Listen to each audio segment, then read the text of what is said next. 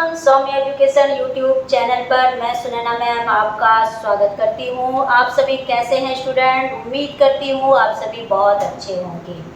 आज स्टूडेंट हम लोग जो जानेंगे यानी कि बिहार में जो है शिक्षक नियुक्ति संबंधी जो है अभी धमाल मचा हुआ है, यानी कि 7वें चरण की जो बहाली होगी वो बीपीएससी जो है तय करेगी। यानी कहने का मतलब है कि बीपीएससी के द्वारा अब शिक्षक अभ्यर्थी को यानी कि एक और एग्ज़ाम पास करना होगा, तभी वो शिक्षक बन सकते हैं। कहने का मतलब है कि जो बच्चे सीटेट पास कर लिए हैं अब उन्हें सुपर टेट से होकर गुजरना होगा।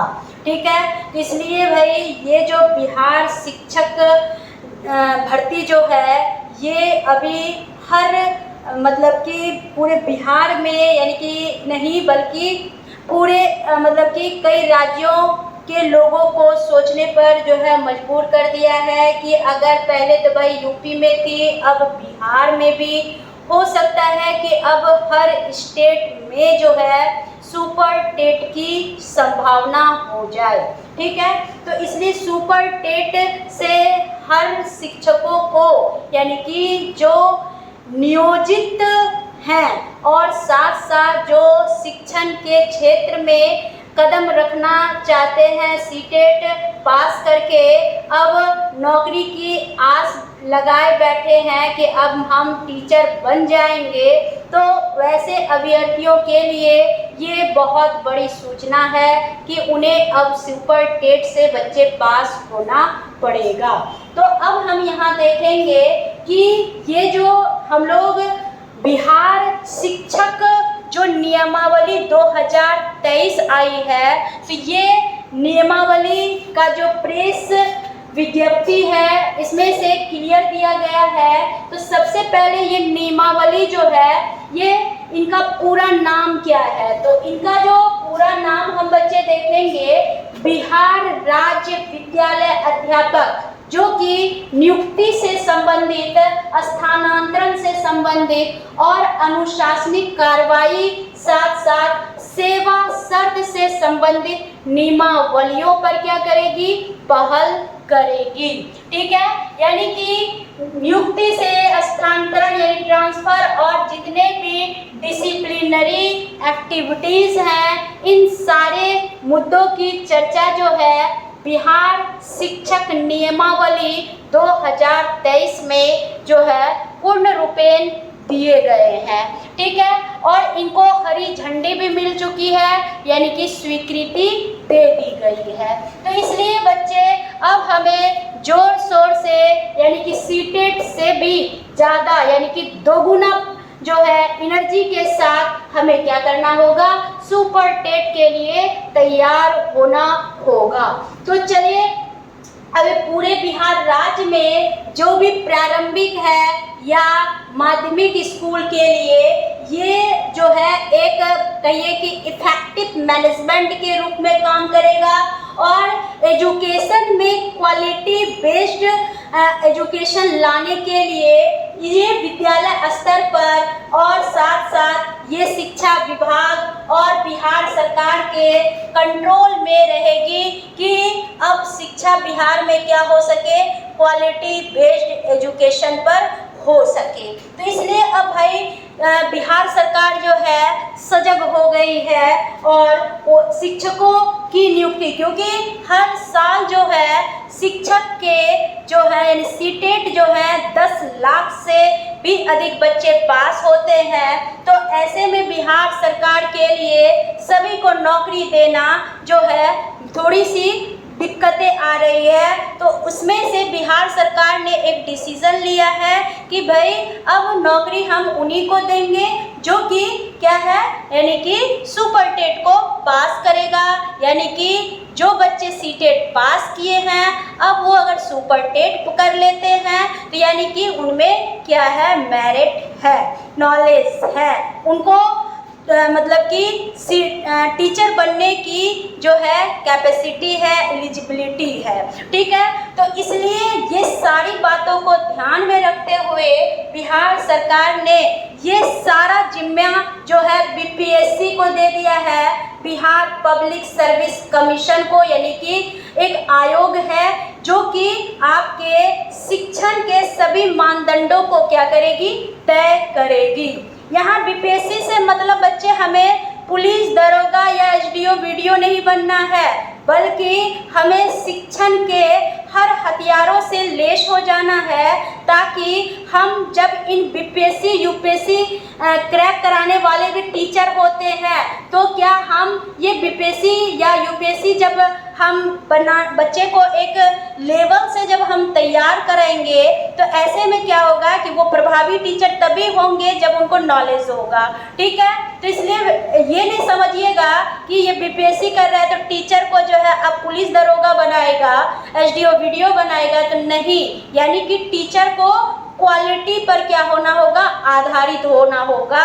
ठीक है, उन्हें उनकी थोड़ी सी मेहनत क्या हो गई, बढ़ गई, उनके स्किल्स देखे जाएंगे, उनके हर तरह के एजुकेशनल परफॉर्मेंस देखे जाएंगे। तो ये सारी बातें जो है आपके नई नियमावली में शामिल किया गया है। अब हम बच्चे यहाँ ये जानेंगे कि अब जब भी हम, तो ये सारा कंट्रोल जो है बिहार सरकार ने जो है किसको दे दिया, बीपीएससी को दे दिया। अब हम यहाँ ये बात करेंगे कि जो राज्य सरकार के जो मतलब कि जो ये बीपीएससी को पास करके आएंगे, तो उन्हें जो है राज्य कर्मी का भी दर्जा दिया जाएगा। ठीक है, ये कोई कम मतलब कि छोटी बात नहीं है। राज्य कर्मी का दर्जा एक शिक्षक को मिलेगा, क्योंकि हम सभी जानते हैं कि आज शिक्षण के क्षेत्र जो है वो पूर्ण रूपेण व्यावसायिक हो गए हैं। ठीक है, और शिक्षा का स्तर धीरे धीरे क्या हो रहा है, गिर रहा है। तो कहीं ना कहीं उनमें से मतलब कि कुछ ऐसे शिक्षक हैं जो कि शिक्षा को एक मजाक बनाए हुए हैं, तो उन शिक्षक के अधूरी ज्ञान जो है वो बच्चों के भविष्य को बर्बाद कर रहे हैं। तो ऐसे में हमारे समाज और राष्ट्र का उत्थान जो है वो क्या हो जाता है, बाधित हो जाता है। तो इसलिए हम ऐसे मतलब कि क्वालिटी बेस्ड एजुकेशन दे दे, जिससे कि बच्चे नॉलेजेबल नहीं बल्कि स्किलफुल हो सके। और साथ ही हम बच्चे यहाँ ये देखेंगे कि जब क्या कहते हैं, शिक्षक की बहाली वर्ष 2006 में ली गई थी, यानी कि पंचायती राज संस्था और उनके कुछ निकायों के द्वारा। तो ये सारी चीज़ें जो है हम क्या देख रहे थे, तो इसमें देखा गया था कि मेरिट यानी कि मार्क्स भाई बहुत तरह से, बहुत सिस्टम से लोगों ने ले आया। ठीक है, अलग अलग, जैसे कि इसमें सीबीएसई वाले, आईसीएसई बोर्ड वाले, या फिर कुछ ऐसे बिहार के बच्चे हैं जिनमें कि मार्क्स को देख रहे हैं। और आज ही हम बात करें, अगर सरकार की बहुत सारी पॉलिसियां देखें, तो मार्क्स लेकर के आजकल क्या है, 80-90% तो लगता है आम बात हो गया है। जैसे लगता है कि मतलब कि ये लोग जो है मार्क्स जो है टोकरी के भाव में क्या है, यानी बिक रहे हैं। ठीक है, इस तरह से मतलब डिग्रियां हो गए हैं। तो इसलिए अब वो 80-90% जो बच्चे लाए, क्या उसमें मेरिट है, क्या उसमें पढ़ाने की क्षमता है? तो इन सारी चीज़ों की जांच करने के लिए बीपीएससी ने सुपर टेट से का आयोजन किया है, और जिनके माध्यम से हम सभी अभ्यर्थियों को क्या करना होगा, गुजरना होगा, तभी हमें शिक्षण के क्षेत्र में क्या मिलेगा, यानी कि मुकाम हासिल होगा। ठीक है, यानी नौकरी मिल पाएगी। तो इसमें जब पंचायती राज के द्वारा, यानी कि मुखिया वगैरह के द्वारा जो होता था, तो उसमें सारे अभ्यर्थियों की क्या होती थी, यानी क्वालिटी की जांच नहीं की जाती थी। आज भी बहुत सारे स्कूलों के शिक्षक और शिक्षिका और प्राचार्य महोदया जो हैं, आज भी ऐसे हैं कि सही से लिखना नहीं जानते हैं, सही से पढ़ना नहीं जानते हैं। ठीक है, और बोलने की बात तो खत्म कीजिए। ठीक है, तो ये सारी चीज़ों को सुनिश्चित करने के लिए, गुणवत्ता पे लाने के लिए बिहार सरकार ने जो है सुपर टेट लेने का क्या किया, यानी कि एक मतलब कि प्रावधान किया कि भाई अब सुपर टेट होगा, जिनमें क्वालिटी होगा जो बीपीएससी पास करेगा यानी कि सुपर टेट को पास करेगा तो उन्हीं को जॉब होगी टीचिंग की, ठीक है। अन्यथा जितने भी जो है अधिकचरे ज्ञान वाले शिक्षक हैं वो सारे क्या हो जाएंगे, अपने अपने रास्ते चले जाएंगे, ठीक है। तो इसलिए कोई खराब चीज नहीं है, आपको इसमें ये समझना है भाई टैलेंट है आप में, उस टैलेंट को बस हमें और भी ज़्यादा क्या करना है, निखारना है और बीपीएससी के सामने वो मतलब कि अपने टैलेंट को दिखा देना है। तो इसमें भयभीत होने की कोई बात नहीं है। चलिए अब हम अगला क्या देखेंगे कि ये जो हम स्कूल शिक्षकों की बहाली जब अब आयोग करेगा तो इसके लिए आपके मन में होगा कि आखिर ये जो आयोग करेगा तो इसके मतलब कि क्या क्या बातें होंगी। तो देखिए सबसे पहली बात है कि बीपीएससी के द्वारा जो ये सुपर टेट होगा, शिक्षकों की जो 7वें चरण में बहाली होगी, तो सबसे पहली बात कि आप बिहार के क्या होने चाहिए, निवासी होने चाहिए, यानी बिहार का जो मूल निवासी है उनको क्या मिलेगा, यानी कि पहली प्राथमिकता मिलेगी भाई, ठीक है। दूसरी क्या होगी कि आपका जैसे कि महिलाओं के लिए यानी कि क्लास 1 से लेकर क्लास 8 तक की नियुक्ति में महिलाओं को यानी कि प्राइमरी स्कूल और मिडिल स्कूल के नियुक्ति में महिलाओं को 50% का क्या रहेगा, यानी आरक्षण रहेगा। और शिक्षकों का जो मतलब कि जो नौकरी होगी वो क्या होगा, जिला वाइज होगा, जिला संवर्ग में हो सकेगा और मतलब कि कहिए कि अंतर जिला पर भी आधारित होगा, ठीक है। साथ ही जो है हमारे माननीय मुख्यमंत्री नीतीश कुमार जी का ये भी कहना है कि ये जो सीधी जो नियुक्ति होती थी, सीधी नियुक्ति जो है पहले जैसे मेरिट लिस्ट से होता था तो वो ना हो करके अब क्या होगी, सुपर टेट से हमें गुजरना होगा, ठीक है।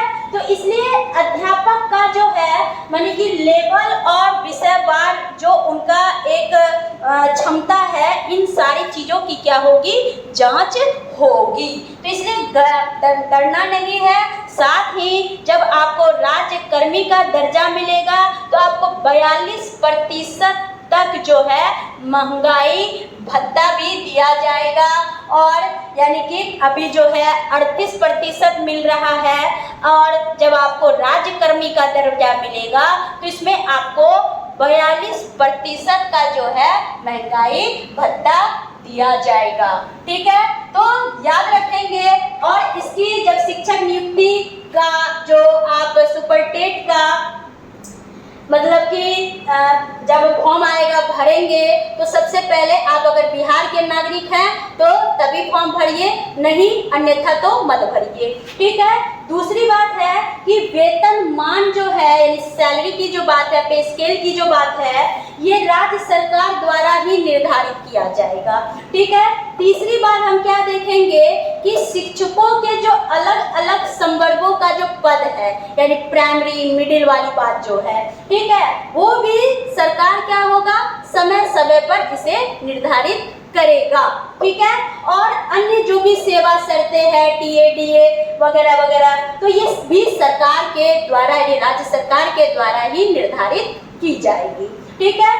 अब हम लोग यहाँ ये जानेंगे कि भाई जब अभी तो देख रहे हैं कि जो जब से नई नियमावली आई है तब से जो है यानी कि शिक्षा में क्या हो रहा है, यानी कि बहुत ज़्यादा आक्रोश आ गया है। जितने भी नियोजित शिक्षकों में जो आयोजित मतलब कि आक्रोश है, पूरा एकदम हिंसा हो रहा है, पुतला दहन किया जा रहा है नीतीश जी का, ठीक है। तो ये परीक्षा के बिना परीक्षा के भाई राज्यकर्मी की दर्जा की मांग कर रहे हैं, तो ये चीज़ आपको नहीं डरना है, ठीक है। और हमेशा याद रखिए कि अगर सरकार जनता के हित में कुछ काम करती है तो वो सही और मतलब कि केंद्र सरकार से सलाह लेके करती है, ठीक है। तो इसलिए इन बातों पर तो आपको एकदम मतलब कि ये नहीं करना। हाँ, आप ये थोड़ा सा आप अपने मतलब कि प्रश्नों में ये शामिल कर सकते हैं कि जिस तरह छठे चरण में लिए थे 7वें चरण की बहाली जो है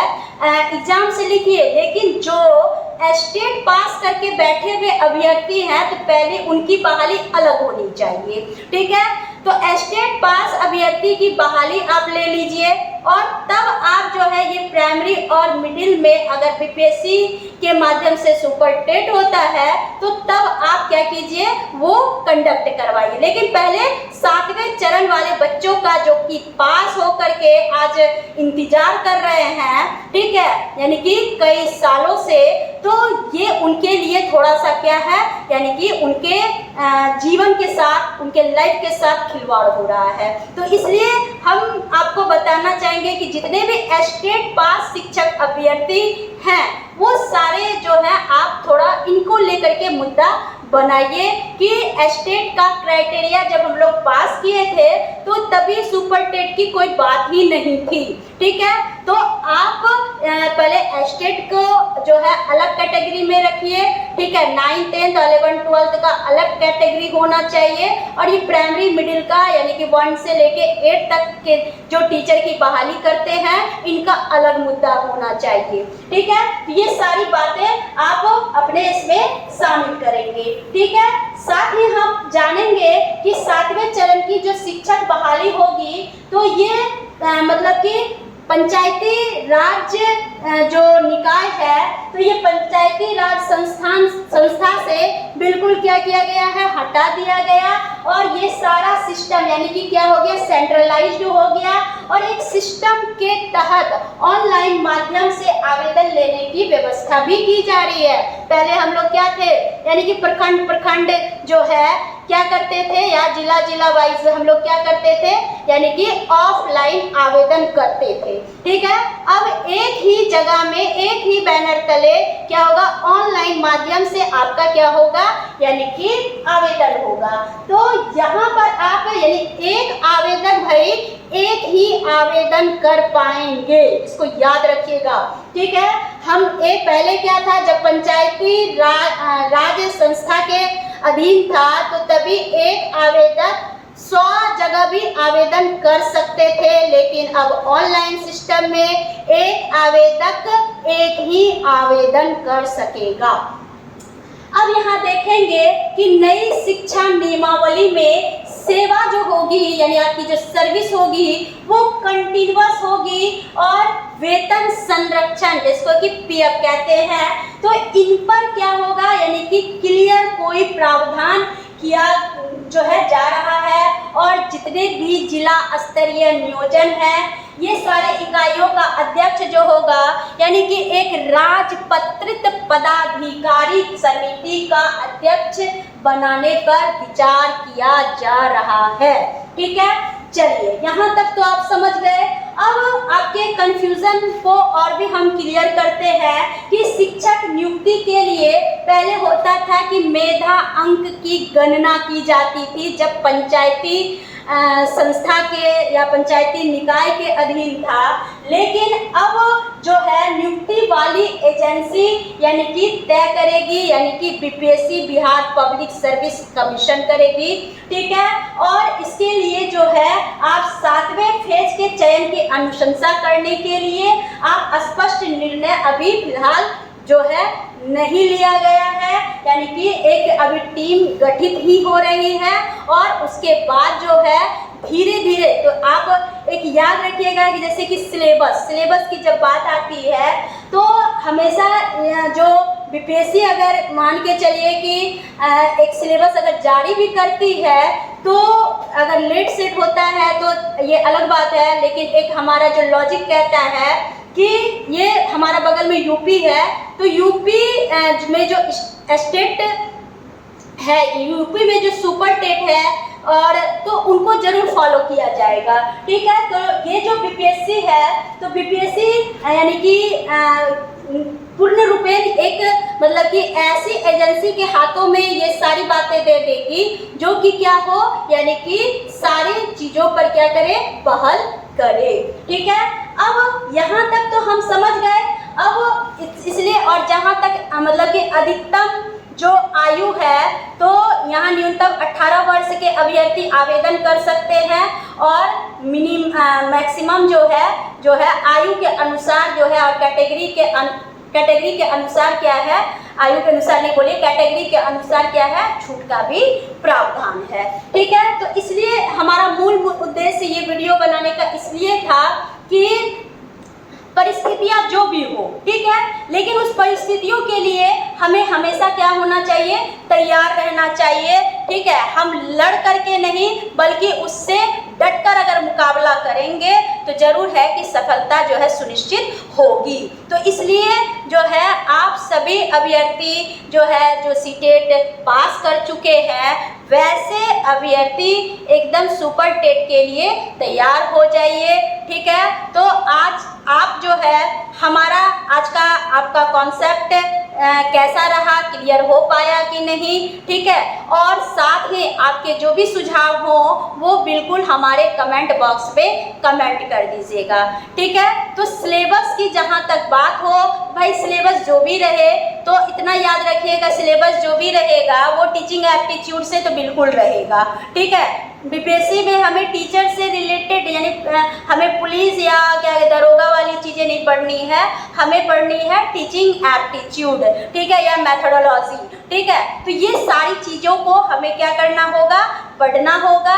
तो हमारी जो क्लास है टीचिंग मेथोडोलॉजी की, ठीक है, टीचिंग एप्टीट्यूड की, ये 18 तारीख से यानी कि कल से जो है स्टार्ट हो रही है। तो इसलिए आप सभी जितने भी ऑनलाइन या ऑफलाइन स्टूडेंट क्लास करने चाहते हैं सौम्या एजुकेशन में, तो बिल्कुल आप सभी ज्वाइन करें और सीटेट की तरह भी सुपर टेट को मात दे, ये पक्की जो है बात है। और ये एकदम आप दृढ़ निश्चय कर लीजिए कि ये 7वें फेज की बिहार शिक्षक बहाली जो है ये मेरी अपनी बहाली है। ठीक है, तो इसलिए क्या है कि ये नौकरी पक्की करना है। तो चलिए मिलते हैं अगले वीडियो के साथ, यानी कि नेक्स्ट अब क्या होना, क्या बदलाव, क्या सिलेबस होगा। ठीक है, ये सारी चीज़ों को लेकर के हम आपको समय समय पर जो है अपडेट करते रहेंगे। तो मिलते हैं अगले वीडियो में, तब तक के लिए आप सभी से विदा लेते हैं, बाय बाय।